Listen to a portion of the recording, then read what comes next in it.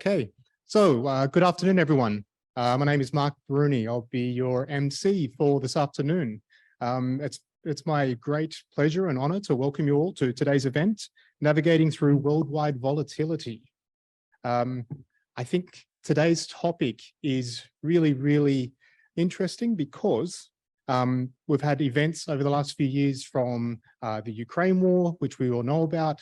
We've had the closure, then the reopening of the Chinese market, and the issues they're having around demographics and manufacturing there that's spilling into Indonesia.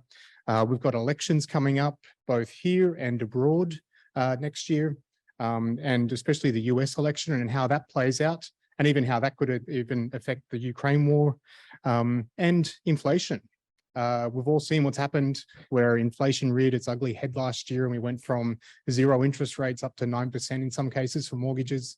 I think it's a really interesting time, not only this decade, but I think it's a really interesting time in history to be talking about this. You know, the world reopening, supply chains being broken and rebuilt, and all these things coming together really at this real focal point in time that we're experiencing now.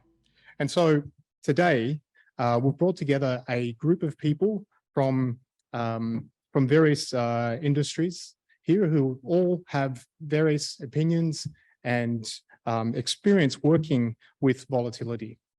And so I think today we've got two excellent partners helping us with the event today. And I'd like to thank them as well. So we've got CME Group.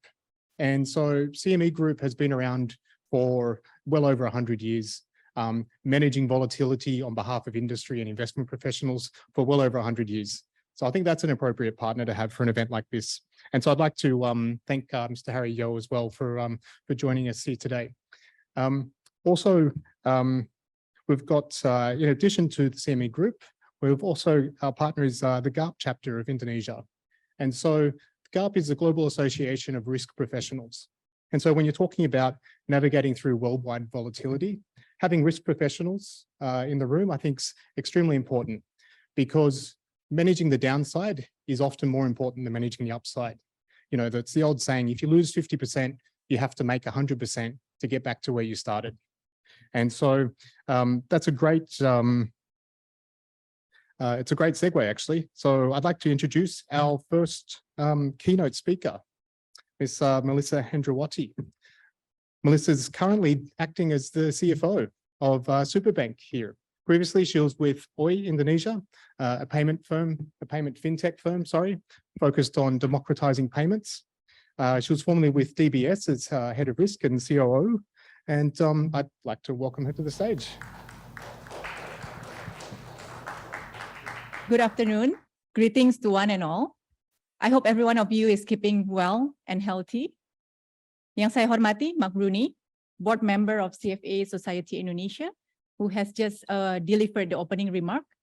Allow me to also greet our honorable speaker, Mr. Wong Kon Hao of CME Group, along with Mr. Harry Yu, and Pak Tommy Chu, Director of Agrodana Futures.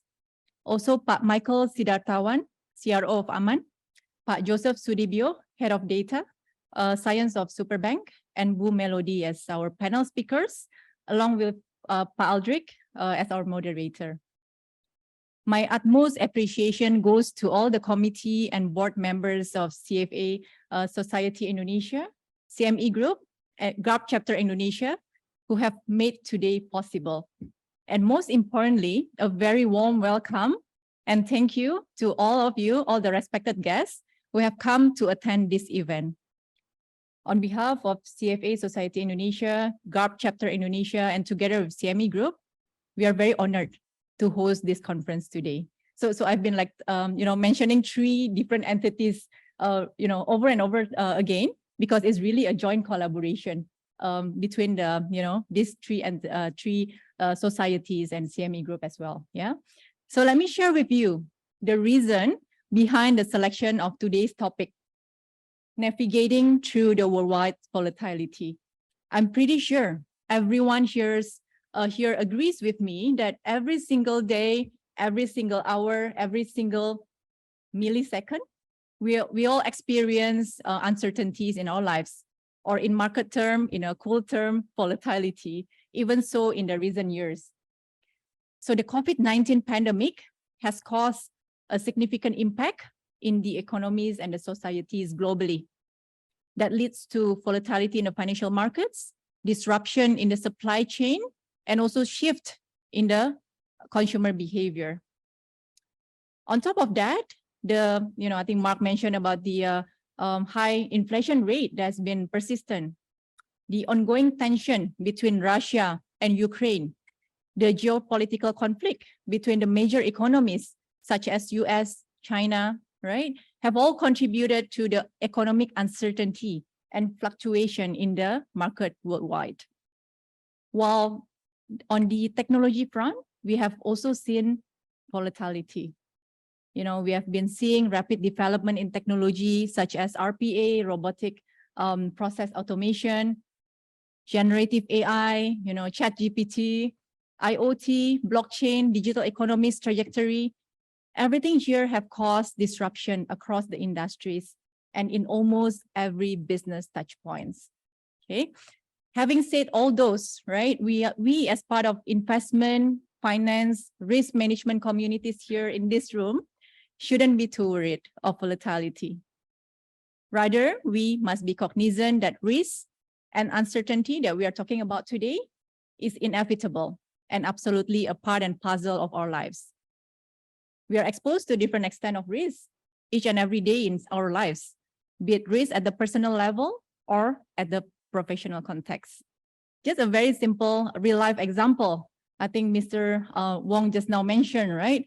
From airport to this hotel, it actually took 2 hours, right? Yesterday, right? So, when we are rushing for, maybe you were rushing for some meeting yesterday, for example, should you choose whether to follow Google Map or should you follow the driver, right? Or your gut feel? That alone is a simple example of taking risks, right?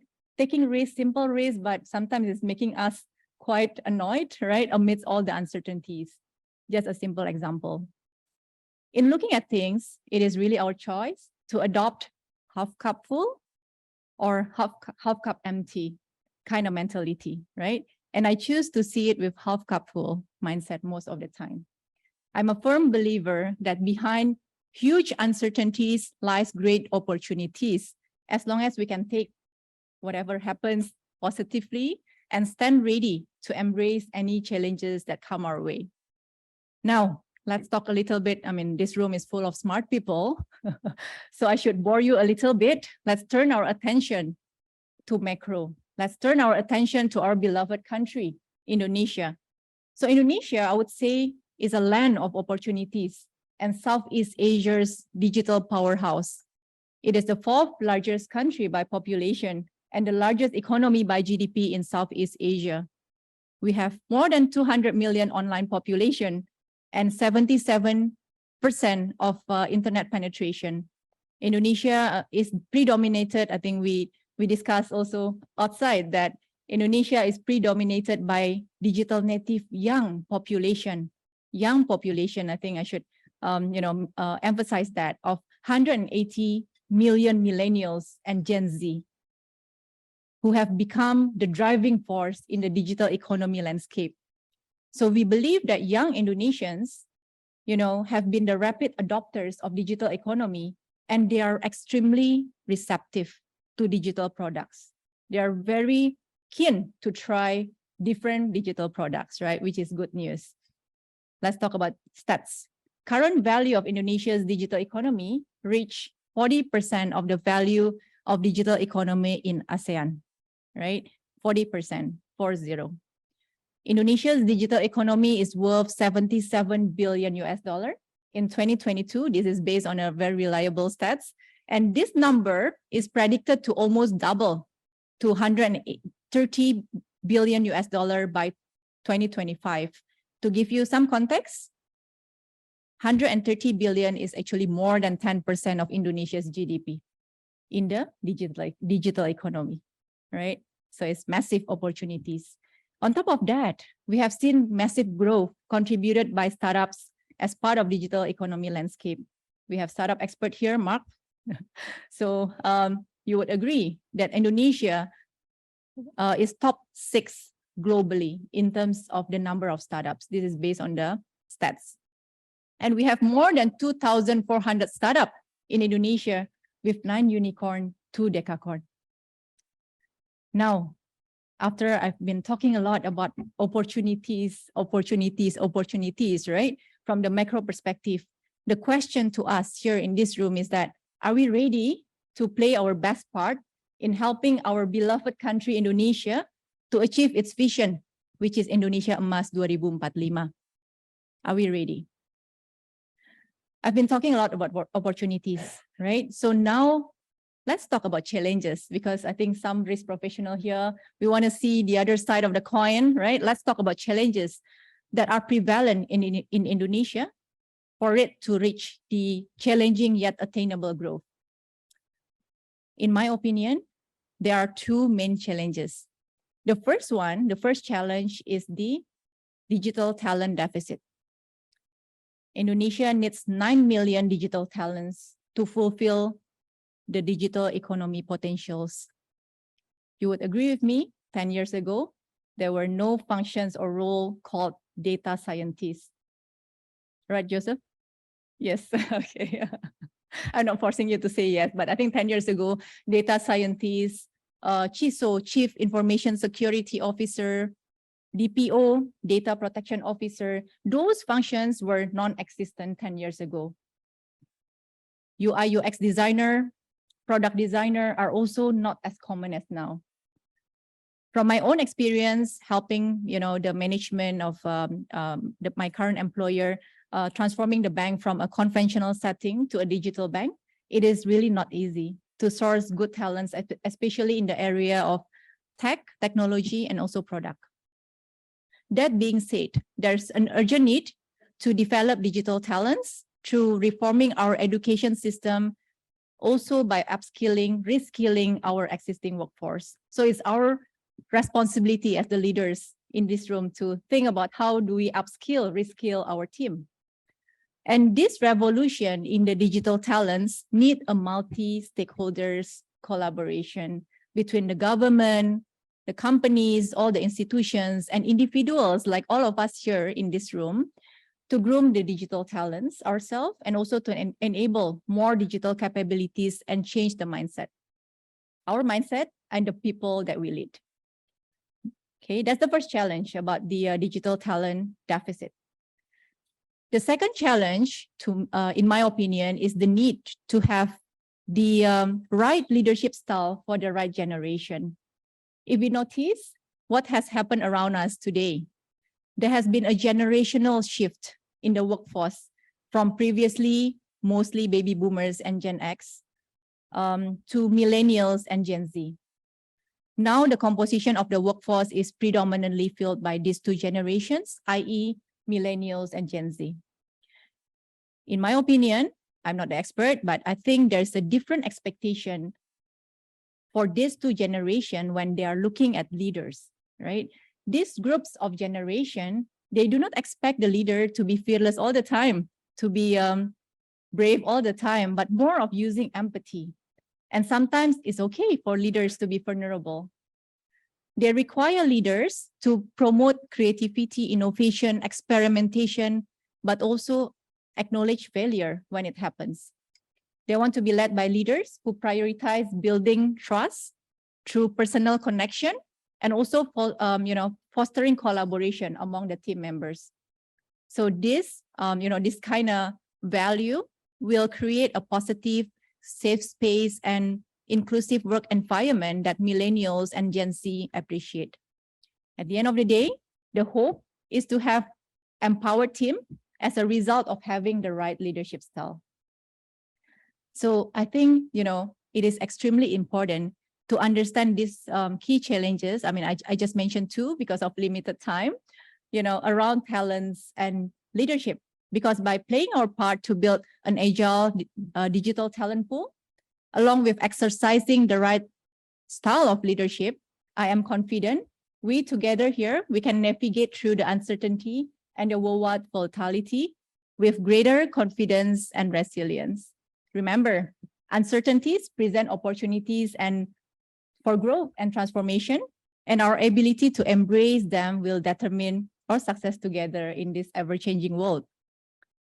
Okay, after I bore you with opportunities, challenges, and also, what was that before that? All the stats, right? If I may, let me share a little bit about CFA Society Indonesia and GARP Indonesia chapter. I just happen to be in both society. Our vision is to be a community of Indonesian finance and risk professionals for us to network and collaborate, as well as for us to be platform for continuous development.